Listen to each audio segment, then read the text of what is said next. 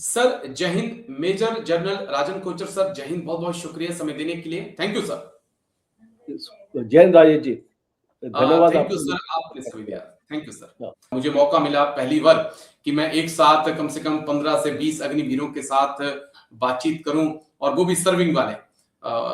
मौका मिला, मैंने उनके साथ बातचीत की, अलग अलग लाइनों में बैठकर, बैरकों में, ट्रेनिंग सेल में बैठकर। काफी अच्छी बातचीत रही। काफी अच्छा भी बच्चे कर रहे हैं। कुछ हैं इंस्ट्रक्टर्स का कहना कि कुछ हैं जिन्होंने मान लिया कि हमने जाना ही है, लेकिन बच्चे अच्छे भी कर रहे हैं। लेकिन उनकी एक प्रॉब्लम आई, तो मुझे लगा कि उसके ऊपर मैं थोड़ी आपके साथ बातचीत करूं। उनका कहना है कि सर, और नहीं, हमें एक जो छुट्टी वाला जो हमारा इश्यू है ना, इसके ऊपर थोड़ी आप राजन कोचर सर से बात करके इसको उठाइए, क्योंकि 30 दिन छुट्टी हमें मिल रही है सर। हम फ्रस्ट्रेट हो जाते हैं पूरा।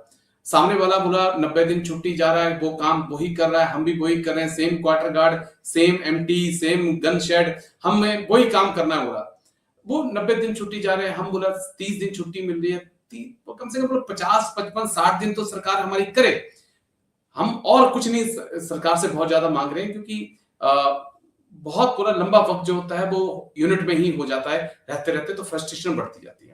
कोई पॉसिबिलिटी देखें सर। फर्स्ट बैच में तो मुझे लग रहा है कि मुश्किल है, लेकिन सेकंड थर्ड बैच तक कुछ ऐसा हो कि लीव और सैलरी का जो इश्यू है, इसे सरकार सॉल्व करे।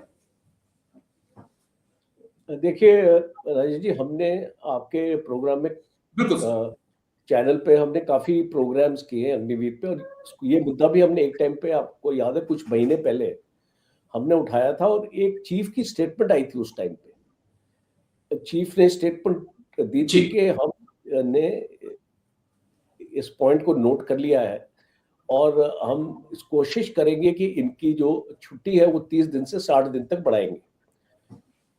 तो इस टाइप की एक अनाउंसमेंट आई थी, जहां तक मुझे याद जी। पर उसके बाद 4 साल अभी इनके होने वाले हैं, और आई थिंक ये जितने भी चेंजेस हैं वो रिव्यू कमेटी बैठ के उसने अपनी report they the.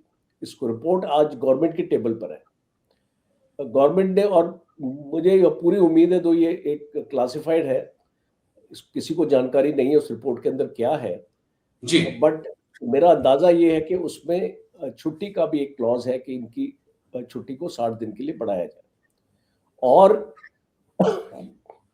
Terms of engagement का भी क्लॉज है कि इसको 4 साल से 5 साल किया जाए। ओके। और जो इनकी जो परसेंटेज रिटेंशन है उसको 25% से 50% किया जाए। सुनने में ये आया कि ये चेंजेस पॉसिबल है। ओके। तो अगर ये चेंजेस पॉसिबल है, तो मुझे लगता है कुछ हद तक ये स्कीम को हम थोड़ा इसको मजबूत कर पाएंगे, बिकॉज आज की डेट में जिस फॉर्म में ये स्कीम है, ये देश की सिक्योरिटी के लिए सही नहीं है। जी। इसको मेरा जो मानना है, मैं आज तक मानता हूँ, जब से ये स्टार्ट हुई थी स्कीम, आप जानते हैं मेरे इसको व्यूज के ऊपर no doubt sir, constant views रहे। मैं अपने व्यूज ने कभी मैंने बदला नहीं है, लोगों को मैंने बदलते देखा है। एक हवा आती है तो प्रो अग्निवीर हो जाता है, एक हवा आती है तो एंटी अग्निवीर हो जाता है। तो उसको मेरे व्यूज कांस्टेंट रहे यहाँ पे, और मैं शुरू से मानता हूँ कि ये स्कीम आपको लानी ही नहीं चाहिए थी। नहीं, और जब एक पॉलिटिकल मुद्दा बन गया, उसको ऑपोजिशन ने भी इसको बहुत खींचा है, उसकी वजह से गवर्नमेंट इसके ऊपर ज्यादा चेंजेस नहीं कर पाई।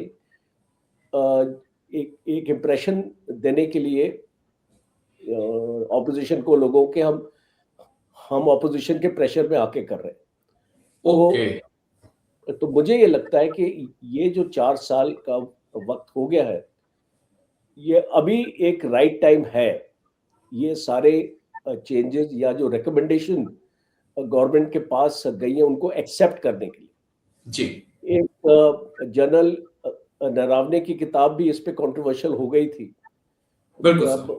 किताब के कुछ एक्सर्प्ट्स आए थे जिसमें ये लिखा हुआ था कि ये स्कीम तो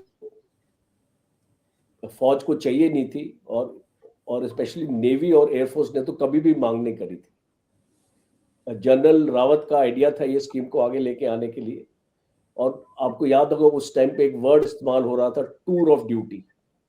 क्या टूर ऑफ ड्यूटी, बिल्कुल सर। हाँ, उस टाइम पे अग्निवीर का वर्ड नहीं आया था, टूर ऑफ ड्यूटी। जब वेटरन्स ने इसका बहुत निंदा करी कि ये कोई मजाक थोड़ी है कि आप इसको फौज को एक टूर ऑफ ड्यूटी बना दें, तो वो वर्ड को निकाल के अग्निवीर का वर्ड उसको डाल दिया।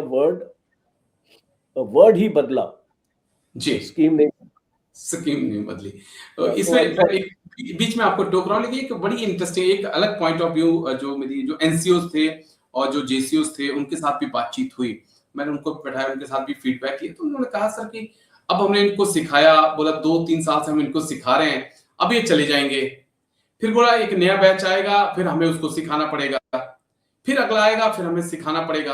हालात ये हो चुके हैं कि रेजिमेंट में कोई सिपाही है ही नहीं, सब लेंस नाइक और नाइक से ऊपर है, क्योंकि 2019 के बाद कोई आया ही नहीं, और ये 7 साल का 8 साल का गैप बहुत ज्यादा है।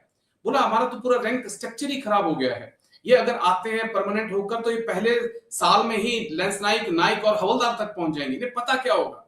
ये एनसीओ और जेसीयू की जो सोच है, क्योंकि वो उन्होंने तो असली डील करना है, वो कह रहे हैं कि सब कैसे करें, कोई जवान बचा ही नहीं है, जो है वो अग्निवीर है, ये भी चले जाएंगे, फिर आएंगे लौट कर, और फिर एक साल 2 साल के अंदर हवलदार तक पहुंच जाएंगे। क्या एक्सपीरियंस होगा उनके पास।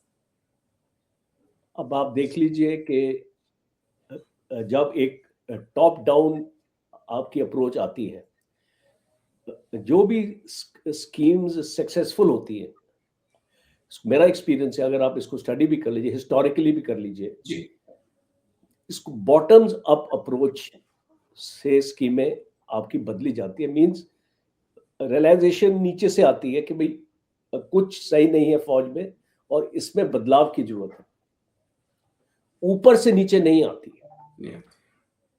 और वही बदलाव सक्सेसफुल होता है, बिकॉज देखिए चेंज मैकेनिज्म और चेंज मैनेजमेंट भी एक बहुत साइंटिफिक सब्जेक्ट है।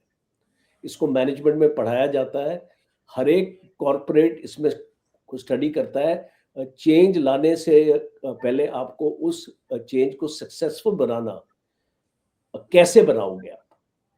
लाने के लिए तो कोई भी चेंज ले आता है, हर जी, एक कमांडिंग ऑफिसर आता है एक यूनिट में और वो बोलता है बदल डालो, सब कुछ बदल डालो, विदाउट रियलाइजिंग कि भाई तुम अभी यहाँ जुमा जुमा आए हो यूनिट में, अपना जी, थोड़ा अपने इसको यूनिट को एक बार समझ लो, अपने ट्रुप्स को अंडरस्टैंड कर लो, अपनी एनवायरमेंट को समझ लो, और उसके बाद चेंजेस ला लो। बिकॉज उनको जल्दी होती है, 2 साल का टेन्योर होता है और वो सोचते हैं कि मैं एक अपनी पहचान कैसे बनाऊं, और अगर मैं ये चेंज कर दूंगा तो मेरी पहचान हो जाएगी यूनिट में। ये बिल्कुल जी, रॉन्ग फिलॉसफी है, और इसीलिए ये आपकी अग्निवीर कभी सक्सेसफुल नहीं हो सकती। और आज अगर हम इसको जंग देख रहे हैं, यूक्रेन 4 जी, साल जंग आपकी चलाई जा रही है, लोग मारे जा रहे हैं, उनके पास ट्रेंड जवान नहीं है इस युद्ध को लड़ने के लिए, और आप अपने फौज में डेफिशिएंसी आपने क्रिएट की। आप देखिए 2.5 साल रिक्रूटमेंट नहीं हुई एग्री तो सर। आपने अपने फौज में 3 लाख आपके ट्रुप्स आपके कम हो गए, आपकी फौज 13 लाख से 10 लाख की हो गई। और अब आपने अग्निवीर का जो इनटेक है वो आपने 45,000 किया, और आपके 60,000 आपके जवान हर एक साल रिटायर हो रहे थे। उससे आपकी डेफिशिएंसीज और बढ़ती गई। जब गवर्नमेंट को एहसास हुआ 3 साढ़े 3 साल के बाद, तो अभी गवर्नमेंट ने इनटेक इसका डबल कर दिया, अग्निवीर का जी, इसको 1 लाख कर दिया। वो एग्री, इनटेक बढ़ाने से आपकी प्रॉब्लम हल नहीं हो रही है। पहले तो आपके ट्रेनिंग सेंटर्स के पास इतनी जगह नहीं है, इतनी अकोमोडेशन नहीं है, इतना इंफ्रास्ट्रक्चर नहीं है कि डबल अपने ट्रूप्स को ट्रेनिंग करा सके। ओके, आपके इंस्ट्रक्टर्स की नफरी भी उतनी है, बिकॉज आपका जो इस कैपेसिटी है उसके हिसाब से आपकी जो एसेक होती है, आर्मी स्टैंडिंग एस्टैब्लिशमेंट कमेटी, उसने आपको एक मैन पावर ऑथराइज किया है, जी, और आपके जितने उस्ताद हैं वहां पे ट्रेनर्स हैं आपके उतने ही हैं, आप एक डबल को नहीं ले पाएंगे। और अगर आप डबल लोगों को ट्रेन करेंगे तो आपकी ट्रेनिंग में डाइल्यूशन आ जाएगी, आप एग्री। उस तरीके से ट्रेन नहीं कर पाएंगे लोगों को। एक एक क्लासरूम को अगर आप ले लीजिए, एक क्लासरूम में अगर एक स्टूडेंट और टीचर की रेशियो 1:40 है, जी, और अगर मैं इसकी 1:80 रेशियो कर दूं, तो क्या आप इसको समझते हैं कि टीचर अपने हर एक स्टूडेंट के ऊपर तवज्जो दे सकेगी? नहीं sir, It's a very simple your management principle which has been flouted. Okay, लोगों को एक इसको डिसीजन जब ये लोग ले रहे हैं, एंड आई एम सरप्राइज के ये इनको इनपुट्स कौन दे रहा है और इनके एडवाइजर्स कौन है गवर्नमेंट के, जो इनको ये डिसीजंस जैसे निकल रही है इनकी, बिल्कुल, जो कौन इनको ये जो सोच दे रहा है। तो इसको दुख के साथ मुझे कहना पड़ता है, बिकॉज मैं कोई एस्पर्शन नहीं कास्ट कर रहा है इनके ऊपर, दे आर ऑल जी, जी, कॉम्पिटेंट पीपल, बट जब इस तरीके के फैसले अगर आप लेंगे तो हम क्वेश्चन करेंगे कि आपने किस बेसिस पे ये फैसला लिया। एग्री सर, तो जहां पे फैसला लेना चाहिए वहां तो ले नहीं रहे। ड्यूरेशन बढ़ाइए, रिटेंशन इनटेक बढ़ाइए, जी, और पे अलाउंसेस और कंडीशंस ऑफ सर्विस को बदली कीजिए, रूल्स ऑफ एंगेजमेंट को बदली कीजिए, छुट्टी ज्यादा दीजिए। एक ही फौज में 2 क्लास आप कैसे क्रिएट कर सकते हैं? बिल्कुल सर, तो 2 क्लास अगर क्रिएट करेंगे तो डिवाइड होगा वहां पे। फौज को आप डिवाइड कर रहे हैं। और दो वो दिख टाइप रहा के है, जवान, वो दिख रहा है, आप एक यूनिट में कैसे रख सकते हैं, एक आपके नॉर्मल, एक आपके अग्निवीर है। या तो उनकी टर्म्स ऑफ कंडीशंस ऑफ उसको सर्विस सेम रखिए, सेम रिस्क है दोनों को जी, लाइफ का, एक ही ट्रेंच में दोनों हैं, एक ही कमांड पोस्ट पे दोनों काम कर रहे हैं, एक ही मोर्चे पे दोनों लगे हुए हैं, बिल्कुल पर सर, दोनों का एक का आप वो कैजुअलिटी हो जाएगा तो आपको उसकी ग्रेचुइटी अलग है, उसका वो कंपोजिशन अलग है, एक की आपकी ग्रेचुइटी अलग है, दूसरे की फर्क है। तो आप इस टाइप की डिफरेंशिएशन नहीं कर सकते। ये कोई कॉर्पोरेट सेक्टर नहीं है जिसके साथ डील कर रहे हैं आप, इस फौज के साथ डील कर रहे हैं। और फौज अभी इज भी not the same as the corporate sector.